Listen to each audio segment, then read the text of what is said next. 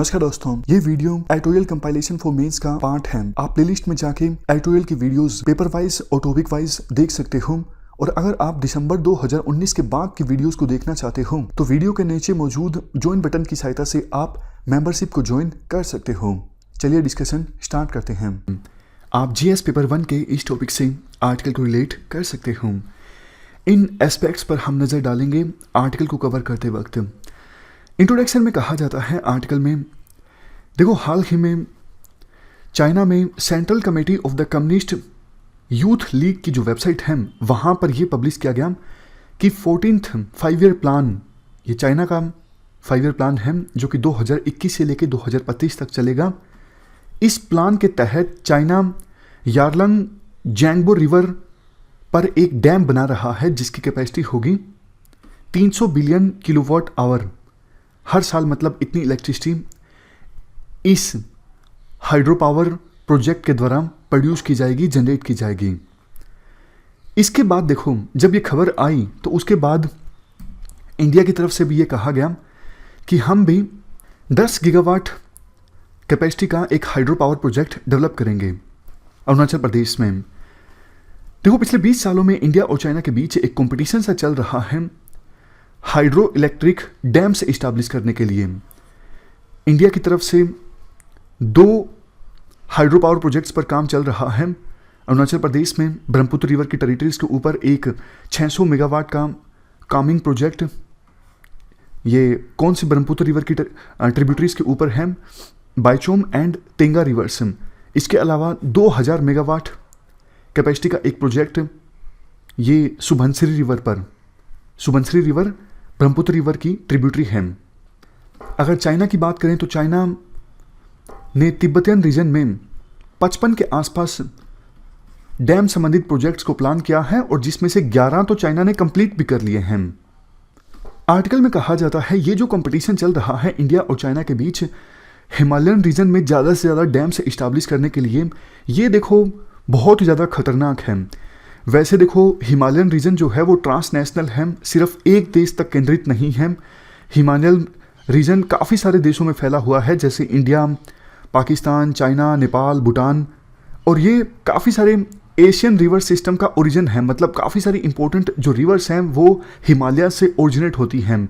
यहाँ पर बहुत सारे ग्लेशियर्स हैं, लेकिन ऑलरेडी ग्लोबल वार्मिंग के कारण हिमालयन रीजन जो है काफ़ी ज़्यादा खतरे में है, बर्फ़ पिघल रही है और बायोडाइवर्सिटी जो है वो भी डिग्रेड हो रही है। इवन इंडिया और चाइना के बीच जो कंपटीशन चल रहा है ज़्यादा से ज़्यादा रोड्स डेवलप करने के लिए, बॉर्डर एरियाज़ में ज़्यादा से ज़्यादा इंफ्रास्ट्रक्चर डेवलप करने के लिए, ये ऑलरेडी नुकसानदायक साबित हो रहा था हिमालयन रीजन के लिए, हिमालयाज़ की बायोडाइवर्सिटी के लिए। उससे ज़्यादा अब ये जो डैम्स बनाने को लेके कंपटीशन है, इससे तो सिचुएशन और भी ज़्यादा ख़राब हो जाएगी। क्योंकि देखो जो हिमालयस रीजन है ना वो सिस्मिक प्रोन रीजन्स है, मतलब यहाँ पर भूकंप ज़्यादा आते हैं। 1950 में एक भूकंप आया था यहाँ पर, और उस भूकंप के बाद वो भूकंप देखो इंटेंसिटी स्केल पर उसको 8.6 मैग्नीट्यूड का भूकंप नापा गया था, 8.6। आप ये स्लाइड देखिए, 1950 में भूकंप आया था जिसकी इंटेंसिटी 8.6 मैग्नीट्यूड थी। इसकी वजह से हज़ारों लोग मारे गए थे, बहुत सारे लैंडस्लाइड्स आए थे, और जैसे कीचड़ की एक बाढ़ नहीं होती, जैसे उत्तराखंड में कीचड़ की बाढ़ देखने को मिली थी 2013 में, उसी प्रकार की सिचुएशन भी उस समय देखने को मिली थी। तो आर्टिकल में यही कहा जाता है अगर देखो फ्यूचर में भी भूकंप आता है तो आप अंदाज़ा लगा सकते हो कि डैम्स के एकदम से टूटने से क्या सिचुएशन हो सकती है। इवन आप 2015 में नेपाल में जो भूकंप आया था उसका एग्जांपल ले लीजिए, इसकी इंटेंसिटी 7.8 मैग्नीट्यूड थी। इस भूकंप की वजह से नेपाल का जो हाइड्रो पावर कैपेसिटी थी वो 20% कम हो गई। ऑलमोस्ट 30 के आसपास प्रोजेक्ट्स को नुकसान पहुंचा। टोटल 270 मेगावाट की जो कैपेसिटी है वो डैमेज हो गई 2015 के इस भूकंप की वजह से। अगर कॉस्ट में डैमेज मापे तो ऑलमोस्ट $200 मिलियन का नुकसान हुआ नेपाल को हाइड्रो इलेक्ट्रिक पावर के टर्म्स में इस भूकंप की वजह से। तो देखो ये जो रीजन है हिमालयाज़ का रीजन बहुत ज़्यादा फ्रेजाइल है, मतलब यहाँ पर इकोलॉजी बहुत ज़्यादा कमज़ोर है। वैसे भी मतलब यूजुअल डेज में भी यहाँ पर लैंडस्लाइड्स होते रहती हैं और जो चट्टानें हैं काफ़ी ज़्यादा सॉफ्ट हैं। रोड जब बनाते हैं तब भी चट्टानें गिरती रहती हैं, और जब डैम बनेंगे थोड़ा सा भूकंप आ गया तो क्या हाल होगा आप अंदाज़ा लगा सकते हो। और पास्ट में भूकंप आए भी हैं, जैसा हमने एग्जाम्पल की सहायता से समझा। इवन राइटर एक और कारण ये भी बताते हैं यहाँ पर डैम्स ना बनाने का। देखो, लैंडस्लाइड्स की वजह से रिवर्स में मिट्टी काफ़ी ज़्यादा होती है, सिल्टेशन काफ़ी ज़्यादा होती है। अब सिल्टेशन ज़्यादा होगा तो डैम्स में आकर वो मिट्टी इकट्ठा हो जाएगी, जिसकी वजह से डैम्स की जो वाटर होल्डिंग कैपेसिटी है वो कमज़ोर हो जाएगी। और इसके साथ साथ डैम से मिट्टी निकालना भी कोई आसान काम नहीं होगा, मुश्किल काम होगा। इसके लिए टेक्नोलॉजी भी अच्छी चाहिए और पैसा भी ज़्यादा चाहिए, अगर दोनों देश ऐसा इंश्योर करना चाहते हैं।